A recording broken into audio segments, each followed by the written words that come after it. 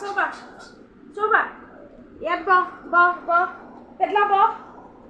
তিখৰা ব চাইনিজ ব ব্ৰাউনি ব কথা শুনচোন কথা এটা কম বহি ল পেটলা ওচৰতে আহা শুন তহঁতৰ মা যে কিমান দুষ্ট আছিলে সৰুতে আমাৰ চেণ্ডেলবোৰ কুটিছিলে তহঁতে নকৰিবি দেই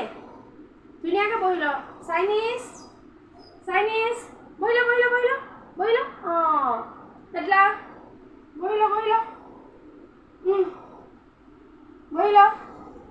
বগা কলা